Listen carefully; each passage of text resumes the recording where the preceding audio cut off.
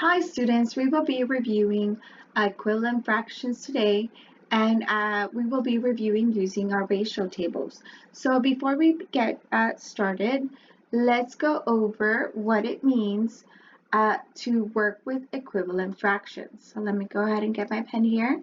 All right, so first of all, we have our big vocabulary word over here. We have the word equivalent.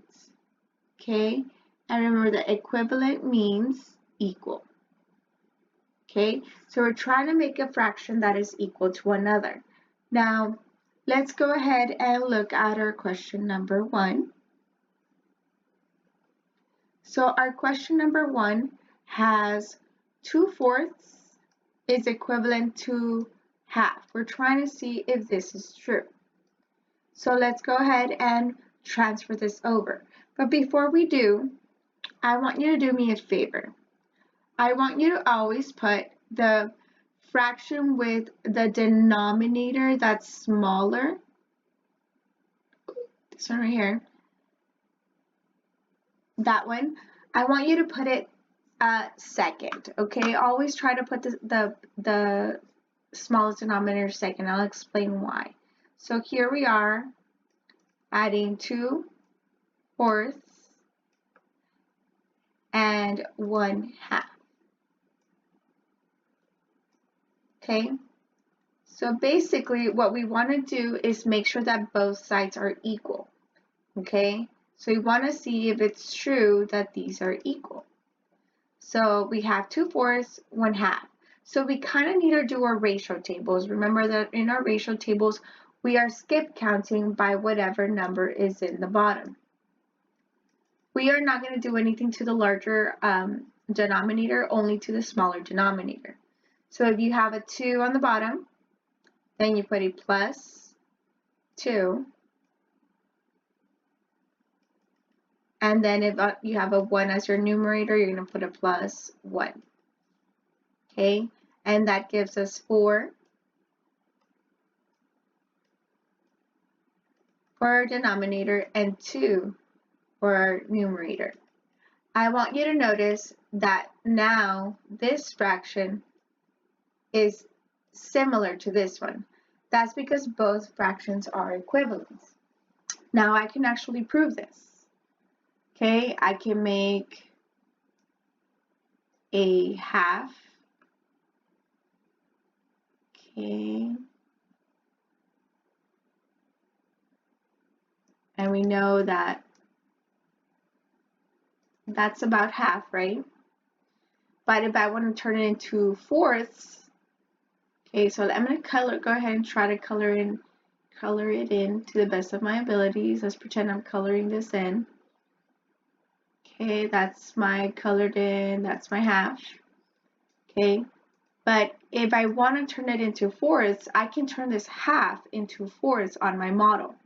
So again, I'm going to trace this once more just so that you can kind of see what I'm talking about. Okay, first we had half, then now I have fourths. 1, 2 out of 4 are colored in once I turn in that model for the half into fourths. Okay, let's try another one. Okay, 3/6 is equivalent to half. Again, we're using the denominator that is smallest second, and we're using the biggest one first. So we're going to go ahead and put 3/6. And again, we want to know if it's equivalent to, oh, and I forgot to tell you for this one, it is true. So you can put a T for true. There we go. This is half. On the bottom. So again, we're skip counting. So we do plus 2. And that gives me 4. And plus 1. That gives me 2.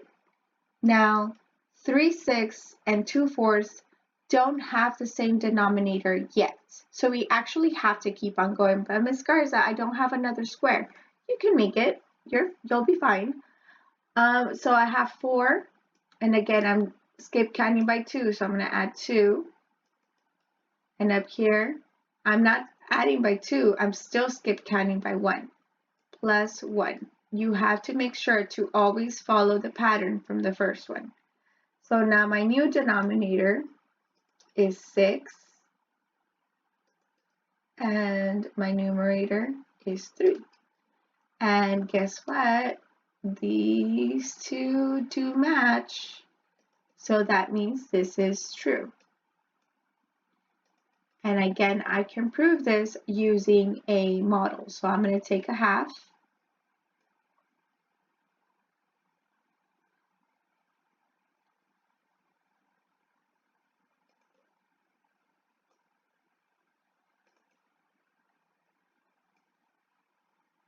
And now this is my half. I'm going to color it in to the best of my abilities. It's okay if it's not perfect. Okay. And I'm going to turn it into 6.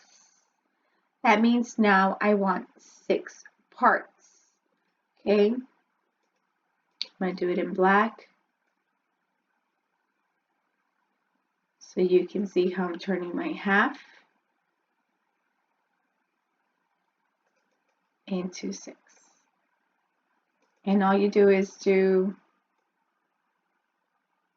a line, that's 4, and that is 6. 1, 2, 3, 6 are colored in. Okay, so again, that is true. Go ahead and stop this video, and you're going to work on number 3, 4, and 5 by yourself. Then you're going to come back here. You're going to continue to check if your answers are correct. All right, good luck. All right, welcome back. Let's go ahead and check our answers. We have our 2/3 and 4/6. Our denominator, 3, is smaller than the 6. So we're going to go ahead and put 2/3 on this side because the denominator is smaller.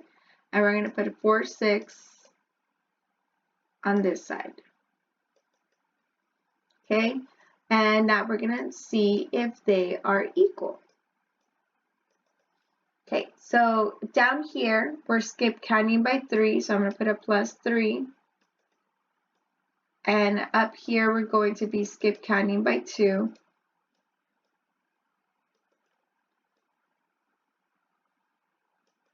Okay, down here, 3 plus 3 is 6. 2 plus 2 is 4.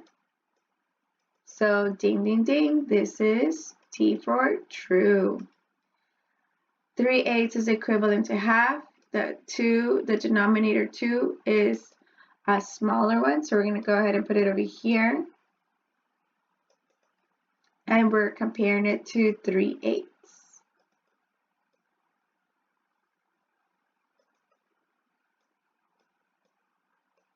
Let's see if this is true. Down here we'll be skip counting by 2. And up here we'll be skip counting by 1.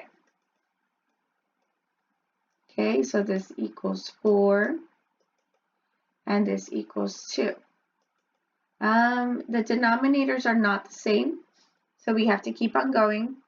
So again, down here we're skip counting by 2. And up here we're skip counting by 1. And that equals 3/6. That still doesn't have matching denominators. The denominators do have to be matching. Okay, so let's do plus 2 again. And that gives me 8. And plus 1 up here, because that's all we're counting by. We get 8, 4. So we have 3/8 on one side and 4/8 on the other side. They are not equal, so this one is false.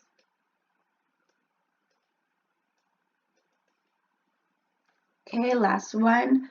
4th has the smaller denominator, 1/4.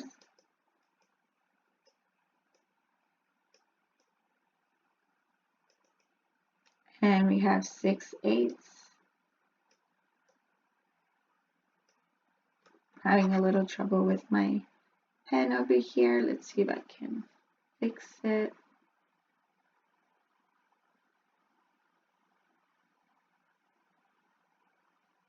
That's not fixing that. Sorry about that. That's supposed to be a 6. And then 8. Okay, and you want to see if they're equal. Down here, we're counting by 4. Up here, we're counting by 1.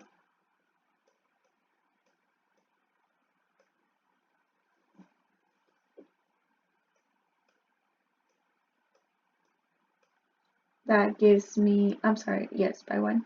That gives me 2 up for the numerator, and then 4 plus 4 equals 8. Well, 6/8 and 2/8 are not equal, so this one is also false. Alrighty, students, that's it for today's lesson. Bye.